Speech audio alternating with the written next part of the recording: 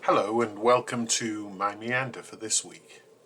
During the past few weeks I've had several people speak to me about the short series of talks I did concerning grief. They said that they found them helpful in their situation, so I thought I would return to the topic today. It's been just over a year since my mother died, and as with all anniversaries, there is a chance to reflect, and one's mind is drawn that way anyway.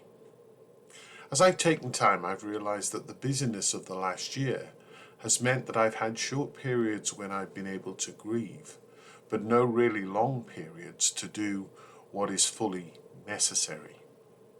The role that I have in our diocese means that I can't remember a day during the last nearly 9 years when things have gone according to the plan I had in my head when I woke up. That's one of the reasons why my meanders are sometimes later than I would like. What this has meant is that there are times I have notionally set aside to reflect about my mother's death, but they've often been eaten into or disappeared completely. In addition to this, as you know, my dad is still alive and will celebrate his 95th birthday in a couple of weeks. Debbie and I are in daily contact with him, and his needs and adventures mean that there's a sense that my mother is still there. It's almost as if she could walk in from the next room at any moment. As we use video chatting to speak to him, I can see that the house hasn't really changed since my mother left it for the hospital in early 2019. I'm sure that when my dad dies, a whole new reality will dawn upon me, and probably significant grieving for both my parents will come at that point.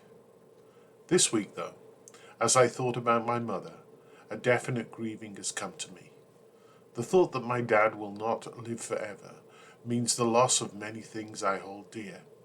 It will mean selling the house, which has been in my life since the day I came home from the hospital as a baby. I will no longer be able to walk the familiar route from there around the town in which I grew up, with all its memories. Grief is not just a matter of grieving people, it is loss of a way of being. This week, when I was talking to my dad, I was reminded about something I completely had forgotten, but can see clearly in my mind's eye. It is connected to my beloved grandmother, Nanny Murphy. She lived in a small village a few miles outside Madeley, my hometown, called Kemberton. When I was a small child, she would cycle from there to our house and back.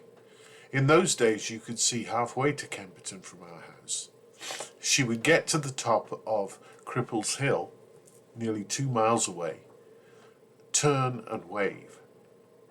Today, that view is no longer visible.